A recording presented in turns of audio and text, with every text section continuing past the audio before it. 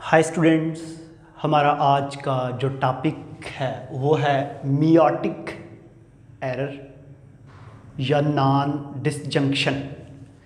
तो सबसे पहले हम इस वर्ड का मीनिंग देखते हैं कि इसका मतलब क्या है, इसका ओरिजिन क्या है, फिर इसके बाद इस टॉपिक को हम डिस्कस करते हैं जी। तो स्टूडेंट्स, सबसे पहले आप देखें, जो वर्ड मियाटिक है ना, ये मियाटिक वर्ड मियोसिस से बिलोंग करता है, मियोसिस के रिलेटेड है। एरर का आपको मतलब है कि किसी चीज़ के अंदर फॉल्ट आ जाना, प्रॉब्लम आ जाना। इसका मतलब है कि जो आपने प्रीवियस लेक्चर में मियोसिस वाला टॉपिक पढ़ा है ना, उसके अंदर कोई डिसऑर्डर आया है। अब वो डिसऑर्डर क्या है ये भी देखते हैं। उसके बाद इसको हम नॉन डिसजंक्शन भी कहते हैं।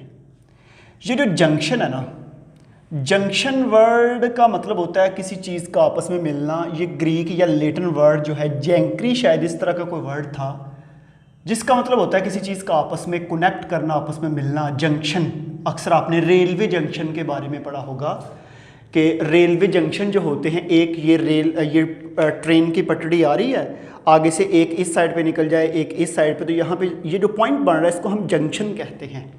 ठीक है जी।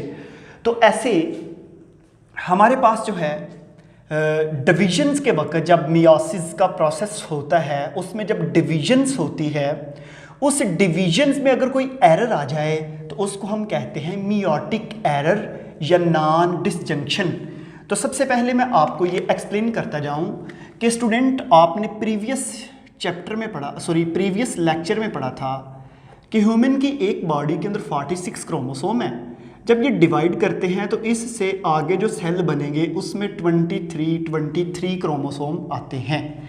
इसका मतलब है कि इक्वल डिस्ट्रीब्यूशन ऑफ क्रोमोसोम जो है होती है, हाफ क्रोमोसोम इधर चले जाते हैं, हाफ क्रोमोसोम इधर चले जाते हैं। अब यहाँ पे जो चीज़ है वो ये है, ये हुई मियोसिस। ठीक है। अगर फॉर एग्जांपल मेरे पास यही जो सेल है, इस सेल की जब हो डिविजन्स, इस सेल से नेक्स्ट बन जाए दो सेल जिनको हम बोलते हैं डॉटर सेल। काबिल गौर बात, इससे जो डॉटर सेल बनेगा उसमें क्या है कि एक में आ जाए 24 और एक में आ जाए 22। अनईक्वल डिस्ट्रीब्यूशन हुई है।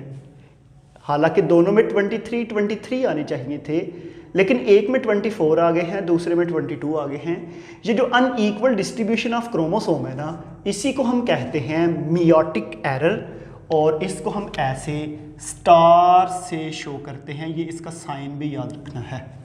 ये बिल्कुल नॉर्मल है, जिधर स्टार आ गया है इसका मतलब है यहाँ पे अनईक्वल डिस्ट्रीब्यूशन हुई है और ये मियोटिक एरर है या नॉन डिसजंक्शन है। अब मेरी बात सुनिए स्टूडेंट, आपने इस चीज़ के बारे में पढ़ा है कि जो मियोसिस का प्रोसेस होता है, इससे बनते हैं गैमीट्स, गैमीट फॉर्मेशंस होती हैं। वो जो गैमीट हैं उसके अंदर स्पर्म भी आ जाएगा और स्पर्म के साथ एग भी आ जाएगा। अब देखिए एक बात है, स्पर्म और एग जब आपस में दोनों ही फ्यूज़ करते हैं तो उसके नतीजे में बनती है जाइगोट।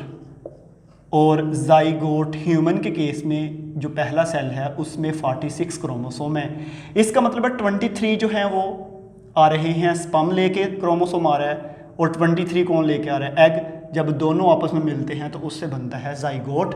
अगर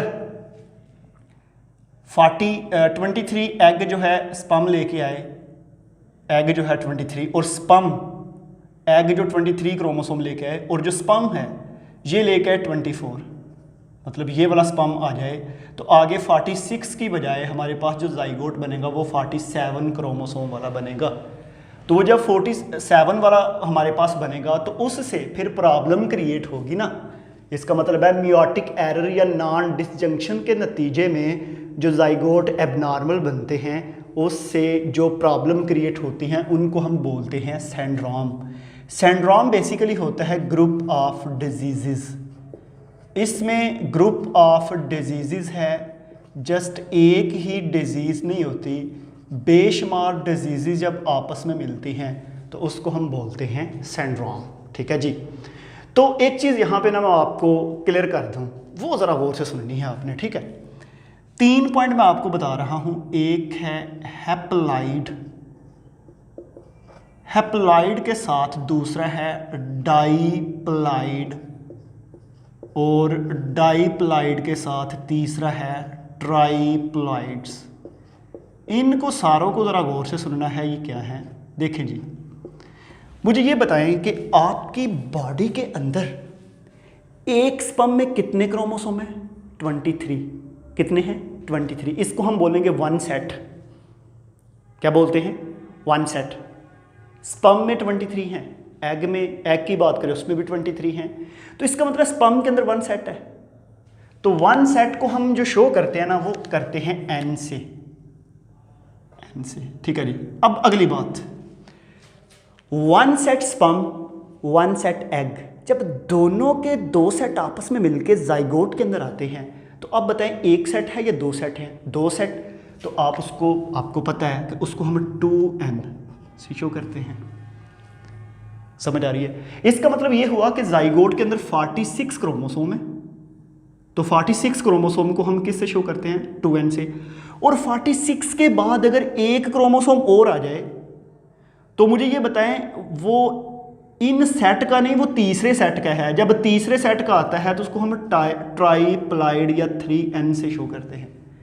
बीएससी के अंदर ना हम इसको ट्राइप्लॉइड, पॉलीप्लॉइडी, एन्यूप्लॉइडी, यूप्लॉइडी, ये डिफरेंट हम टर्म्स जो हैं वो मियोटिक डिसऑर्डर के अंदर बताते हैं। तो अभी जस्ट आपको ये थोड़ा सा कॉन्सेप्ट लेना है। 23 एक सेट है तो n, दूसरा 23 वाला सेट जब दोनों मिलेंगे तो 2n, टोटल मिलके कितने हो गए? 46। अगर एक और एक्स्ट्रा आ जाए, वो एक्स्ट्रा कैसे आएगा? मियोटिक डिसऑर्डर की वजह से, जो मैंने यहाँ पे बताया कि जब एग या स्पर्म की अनइक्वल डिस्ट्रीब्यूशन मियोसिस के जरिए होती है, तो जब क्रोमोसोम इंक्रीज भी हो सकता है, डिक्रीज भी हो सकता है। तो वहाँ पे हमारे पास क्या होता है कि वो जो एक्स्ट्रा क्रोमोसोम आएगा वो उन 2n के सेट में से नहीं आएगा, वो तीसरे सेट में से आएगा। वो जो तीसरे सेट में से आता है उसी को ही हम बेसिकली फिर हम क्या कहते हैं? ट्राइप्लॉइड या ट्राइसोमी भी कहते हैं। ये आगे जाके मैं आपको बताता हूँ। इसका मतलब फिर ये हो गया। अब मुझे ये बताएं कि ये जो आपके पास क्रोमोसोम है 23, ये n है या 2n? n, शाबाश। ये भी क्या है? n। अगर इसमें, अब ये देखें, मुझे ये बताएं कि इसके अंदर एक क्रोमोसोम मिस हो गया और इसमें एक एक्स्ट्रा आ गया है, तो इसको जिसमें एक्स्ट्रा आ गया उसको n+1 लिख देंगे, जिसमें कम हो गया उसको n-1 लिख देंगे। समझ आ रही है? इस तरह आपने जो है, ये देखें, सेट में एक क्रोमोसोम ज़्यादा है, ये जो है सेट में से एक क्रोमोसोम कम है। जाइगोट होगा तो उसमें आपने 2n शो कर देना है, क्योंकि उसमें 2 सेट पूरे हैं।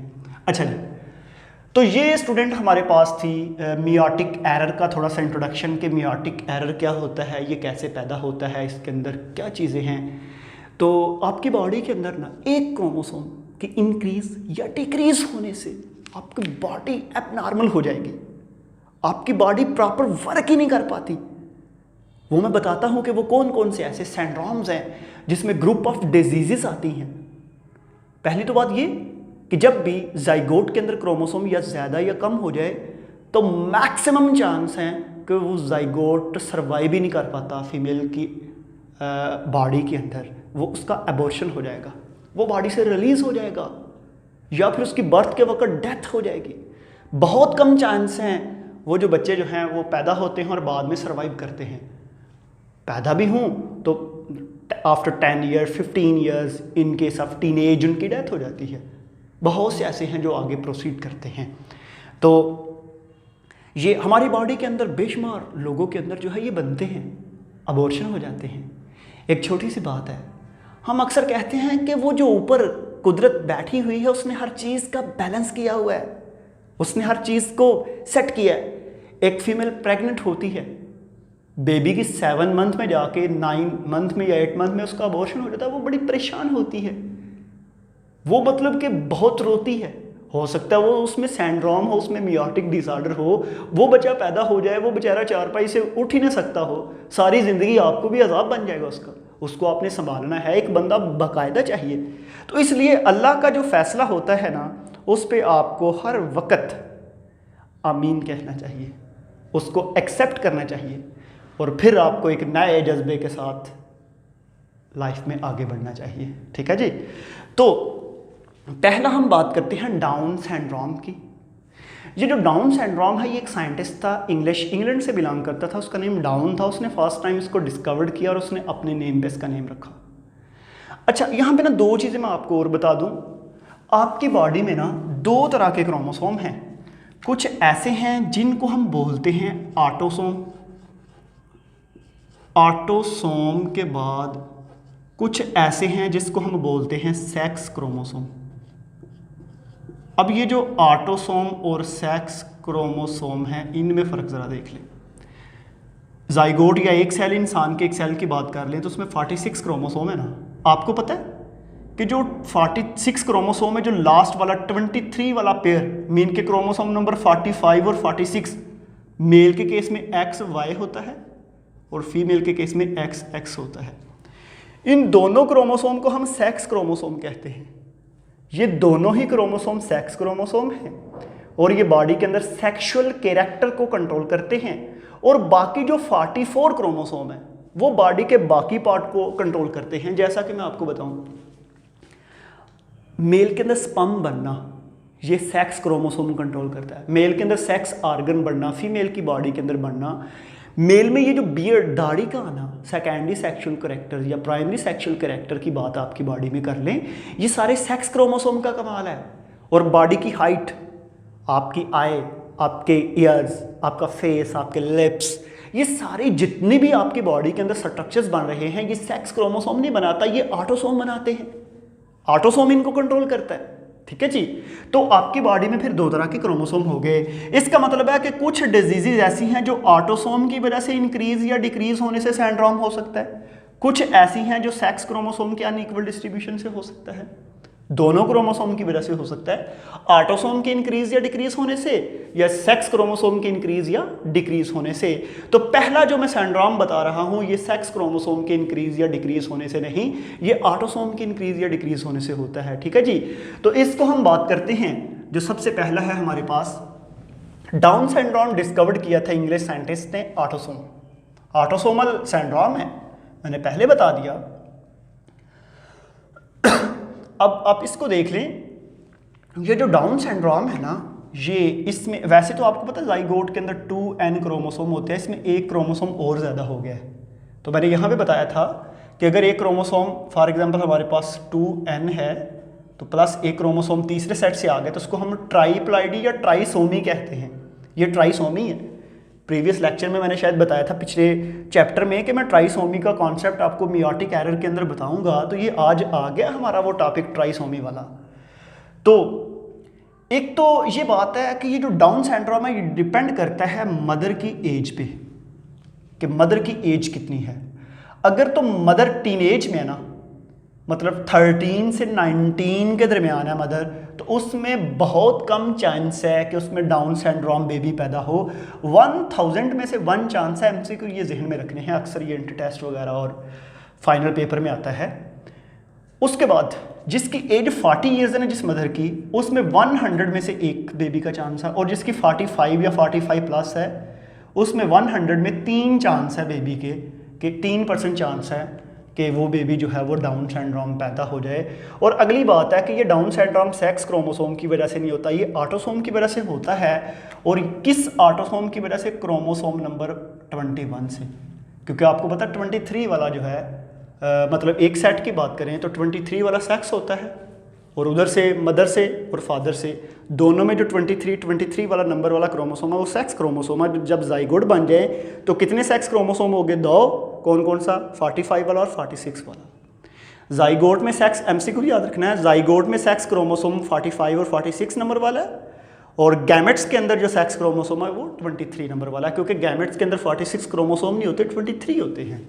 अच्छा जी, ये मैंने इसकी परसेंटेज बता दी। अब मैं बताता हूँ कि एक चीज़ और है, ये जो डाउन सिंड्रोम है इसको हम मंगोलिज्म डिजीज़ भी कहते हैं।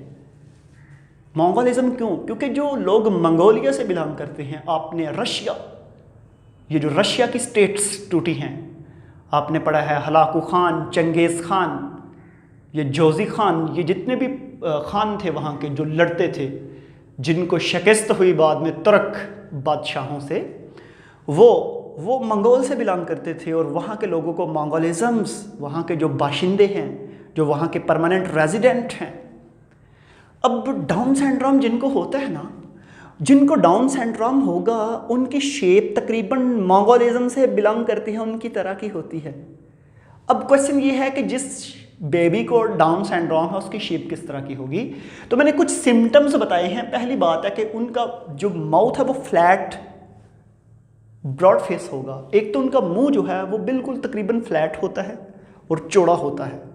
उनकी आई सेगमेंट है। आपने बींगापन सुना होगा कि एक बेबी देख इधर रहा है, मतलब सामने देख रहा है, और उसके आए जो है ब्लैक कलर का, ये जो कॉर्निया और ये स्पॉट जो है ये ऐसे उसको नजर आता है, ये बींगापन इसको हम कहते हैं। सेगमेंट आइज है, स्मॉल साइज की हैं। एक तो स्मॉल साइज की, ब्रॉड फेस, फ्लैट। उसके बाद जो है उसकी स्किन कॉर्नर, अगर आप उसके आए देखें ना इधर से ऐसे अंदर को मर्ज सी हुई होती हैं, ठीक है जी। तो हमारे पास उनकी ज़ुबान, ये बाज़ार वगैरह में अक्सर जाए ना तो हमें कुछ ये जो पागल जिनको हम कहते हैं वो बेचारे वो मेंटली रिटार्ड है, उनका ब्रेन इतना ग्रो नहीं कर पा रहा होता, उनको उनकी ज़ुबान बाहर को निकली होती है और ऐसे लटक रही होती है, प्रोट्रूडिंग टंग। उसके बाद mental retardation, central nervous system problems, ये कि उनका जो ब्रेन है वो प्रॉपर ग्रो नहीं कर पाता।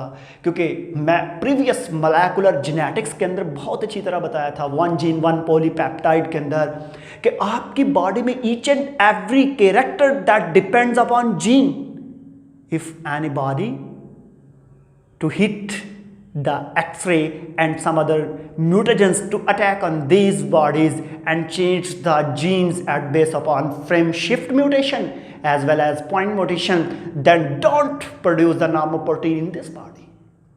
Understand? तो हमारे पास जो है एक क्रोमोसोम इंक्रीज हो गया। जब एक क्रोमोसोम इंक्रीज हो जाएगा तो उससे भी बॉडी के फंक्शन नॉर्मल नहीं रहेंगे, तो उसमें फिर ये हमारे पास डाउन सिंड्रोम बनेगा। तो ये जो मैंने एमसीक्यूज याद रखना है कि किस क्रोमोसोम की इंक्रीज होने की वजह से बना था, क्रोमोसोम नंबर 21 की वजह से, और ये ऑटोसोमल सिंड्रोम है, और ये डाउन साइंटिस्ट ने डिस्कवर्ड किया, इंग्लैंड से बिलोंग करता है। नेक्स्ट है क्लाइनफिल्टर सिंड्रोम। ये भी एक साइंटिस्ट था, क्लाइनफिल्टर, जर्मन से बिलोंग करता है, उसने अपने नेम पे सिंड्रोम का नाम रखा। अब ये देख लीजिए, इसमें भी क्रोमोसोम इंक्रीज होते हैं। अच्छा, एक चीज याद रखें, ये जो सिंड्रोम डाउन है ना, ये मेल में भी हो सकता है और फीमेल दोनों में, क्योंकि ये ऑटोसोमल 21 क्रोमोसोम है, मेल में भी 21 होता है, फीमेल में भी होता है, दोनों में इंक्रीज या इंक्रीज होने से ये हो सकता है। ठीक है, अगला क्लाइनफिल्टर सिंड्रोम जो है ना, इसको जरा आपने देखना है, ये मेल के अंदर होता है। सुने कैसे? आपको पता है कि मेल की बॉडी के अंदर जो 44 क्रोमोसोम है वो ऑटोसोम है, और 45 और 46 वाला वो उसका सेक्स क्रोमोसोम है। एक मेल है, उसकी बॉडी में 44 है ऑटोसोम, 45X और 46Y। ये तो मेल नॉर्मल का सेटअप है। अगर हम एक नॉर्मल मेल की कैरियोटाइप को देखें या जनरल उसका सेटअप देखें जेनेटिक्स में, तो ये है। अगर ये जो सेक्स क्रोमोसोम है इसमें एक X क्रोमोसोम पर इंक्रीज कर दिया जाए तो क्रोमोसोम बन जाएंगे 47, एक और कर दिया जाए तो 48, एक और कर दिया जाए तो 49। इसका मतलब ये हुआ कि ये जो मेल था इसकी बॉडी के अंदर X क्रोमोसोम की इंक्रीजिंग हुई है। वो इंक्रीज क्यों हुआ? वो यहाँ पे जब उसमें मियोसिस हो रही थी तो अनइक्वल डिस्ट्रीब्यूशन हुई है। कैसे? फॉर एग्जाम्पल, ये स्पर्म है, इस स्पर्म के अंदर 23 क्रोमोसोम है, ये एग है, इसके अंदर 24 क्रोमोसोम है। फीमेल में आपको पता है X, 2X फीमेल से आ गए, इधर से Y आ गया। जब दोनों आपस में मिले तो जो जाइगोट बना ना, जाइगोट में 46 के बजाय कितने हैं? 47। ठीक है, तो ये जो एक्स्ट्रा क्रोमोसोम सेक्स आया इसकी वजह से जो इसमें अब प्रॉब्लम्स आएंगी, उससे इसको हम कहेंगे क्लाइनफेल्टर सिंड्रोम। दिखने में फिनोटिपिकली ये मेल है, दिखने में आपको ये बिल्कुल मेल लगता है, लेकिन ये मेल नहीं है, ये एबनॉर्मल है। ये जितने भी हम शीमेल ये बाजार में जाएं तो हमें मिलते हैं। एक जितने भी मेरे स्टूडेंट ये देख रहे हैं ना, एक चीज़ मैं आपको नसीहत करता हूँ, कभी भी इनको तंग ना किया करें। ये ज़माने के दुखे हुए लोग हैं, इनको घर से भी निकाल दिया जाता है, इनको ज़माना भी एक्सेप्ट नहीं करता। तो ये बताएं इनका कसूर क्या है बेचारों का। यार वो वालिदा या वो वालिद जिन्होंने इसको जन्म दिया होता है वो ही नहीं एक्सेप्ट करते, तो ज़माना फिर इनके ऊपर कितने सितम करेगा। किसी के घर में आए इनको मजाक, बाज़ार में गुजरे इनको मजाक, तो बुरी बात है ये, ठीक है। इनको कभी भी तंग ना करें और कोशिश करें कि इनकी आप हेल्प करें अगर कर सकते हैं तो, ठीक है। ये जो शीमेल है अगर आप उसको देखें, इनकी अब देखें दिखने में ये मेल है लेकिन इनकी ब्रेस्ट का साइज़ बड़ा है। आप बाज़ार में जब जाएं, ये बाज़ार में जब गुजरते हैं तो एक दिखने में वो आपको मेल है, उसने इधर से शेप क्लीन शेप की हुई है, लेकिन उसकी ब्रेस्ट जो है वो साइज़ में बड़ी है। ये जो उसकी ब्रेस्ट बड़ी है ये मेल का सिम्टम्स तो नहीं है, ठीक है।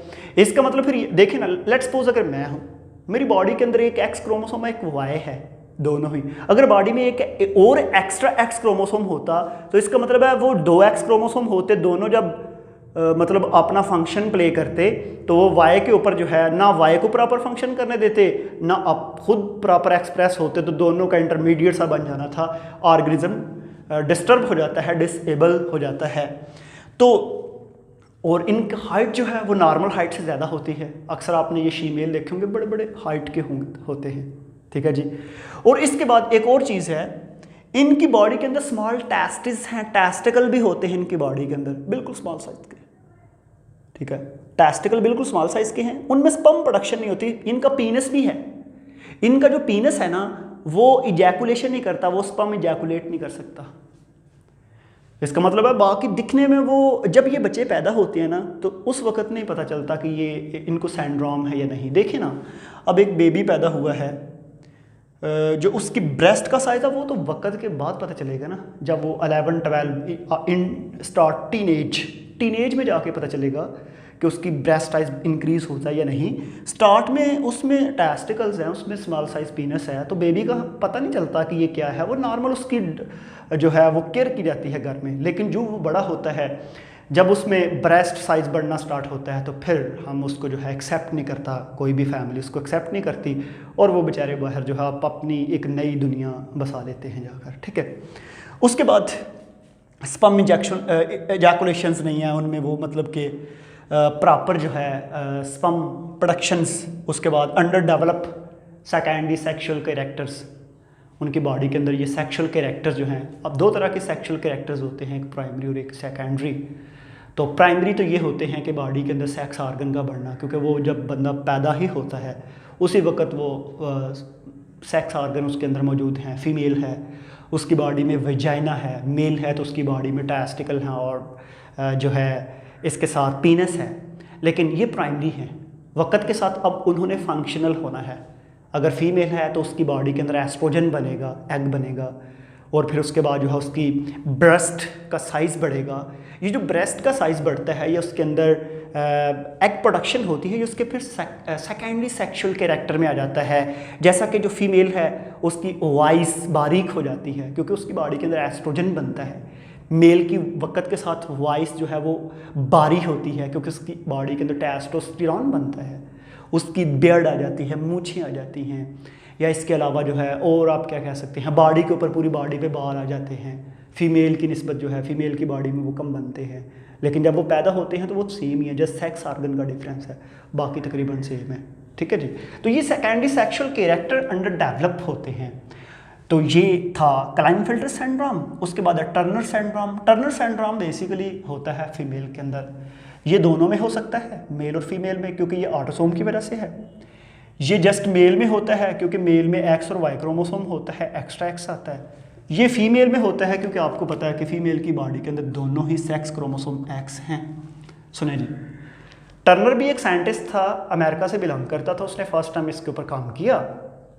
इसमें क्या होता है, एक जाइगोट के अंदर 46 क्रोमोसोम है, फीमेल की बात कर रहा हूँ। 44 जो है ना उसमें है ऑटोसोम, और 45 और 46 वाला दोनों ही एक्स हैं। एक एक्स मिस हो जाए तो इसको हम XO से भी ऐसे लिखते हैं। ये जो सिंड्रोम है इसको टर्नर सिंड्रोम कहते हैं। ये भी लोग सरवाइव नहीं करते, ऐसी जो मदर्स जो ऐसे बेबी की फर्टिलाइजेशंस करवाती हैं वो अबॉर्शन हो जाता है, उसका बॉडी के अंदर पेट से अबॉर्शन हो जाएगा या आफ्टर बर्थ उसकी डेथ हो जाएगी। तो लेकिन अगर फॉर एग्जांपल ये डेवलप कर जाए, डेवलप करने के बाद इसकी बर्थ भी हो जाए, तो फिर इसके सिम्टम्स क्या होंगे? पहला शॉर्ट स्टेचर्स। एक नॉर्मल जो इंसान है उसकी हाइट से इसकी हाइट कम होती है, मतलब नॉर्मल इंसान की हाइट जो है 5 to 6 फीट है एवरेज, तो इसकी हाइट जो है वो छोटी है। उसके बाद इसकी ये जो नेक है ना, ये ऐसे आपस में जुड़ी होती है, वेब्ड नेक। अक्सर आपने लोग देखेंगे ऐसे इस तरह जो है उनकी नेक होती है, आपस में जुड़ी हुई है, वेब्ड होती है, बाज़ार वगैरह में आपको मिलेंगे। उसके बाद इनकी बॉडी फीमेल है बट ओवरी नहीं है। इनकी बॉडी जो है ये फीमेल है, मैंने बताया XX एक X क्रोमोसोम मिस हो जाता है, लेकिन इनकी बॉडी में ओवरी नहीं है। ओवरी नहीं है तो एग नहीं बनेगा, एग नहीं बनेगा तो प्रेग्नेंट नहीं होगी, प्रेग्नेंट नहीं होगी तो जन्म नहीं देंगी। इसका मतलब ये फीमेल तो हैं बट ये एबनॉर्मल हैं।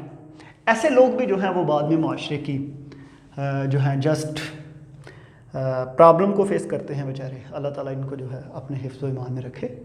तो इनकी बॉडी के अंदर जर्म सेल ही नहीं बनते। जर्म्स हम एग को कहते हैं, तो वो बनते नहीं हैं क्योंकि इनके अंदर ओवरी नहीं है।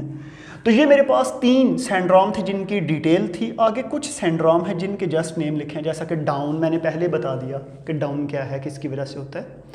डाउन, पैचू एंड एडवर्ड, ये 3 सिंड्रोम हैं। MCQs भी ये जहन में रखना है आपने कल को फाइनल में भी और आगे। ये तीनों ही सिंड्रोम ऑटोसोमल हैं। तीनों ही सिंड्रोम जो हैं ये ऑटोसोमल होते हैं। एक क्रोमोसोम नंबर 21 से की वजह से होता है, एक 13 की वजह से और एक 18 की वजह से। टर्नर मैंने वैसे बता दिया, इसका मतलब ये तीनों मेल में भी हो सकते हैं और फीमेल में भी हो सकते हैं। ठीक है जी। टर्नर जो है ये फीमेल में होता है, एक X क्रोमोसोम। मेटा फीमेल भी फीमेल में होता है क्योंकि फीमेल में 2 X होते हैं, इसमें एक्स्ट्रा X आ जाता है। ये जो लास्ट वाले दोनों हैं, ये क्लाइनफिल्टर और जैकब, ये दोनों ही मेल में होते हैं क्योंकि देखें X और Y मेल में है एक एक्स्ट्रा X और Y मेल में है 2 एक्स्ट्रा X। इसी तरह जैकब के अंदर XY है एक एक्स्ट्रा Y। तो MCQs यहाँ पे बड़ा इंफॉर्मेटिव है कि वो कौन सा सिंड्रोम है जिसमें X एक्स्ट्रा के बावजूद Y एक्स्ट्रा हो जाता है, तो कौन सा है? जैकब। इसके चांस बहुत कम हैं, बहुत ज़्यादा। और ये आपने जब लेक्चर लेना है ना तो मुझे नीचे कमेंट्स करना है कि ये इसके चांस क्यों कम है और 2 Y कैसे आएंगे। सुनना ज़रा मेरी बात को।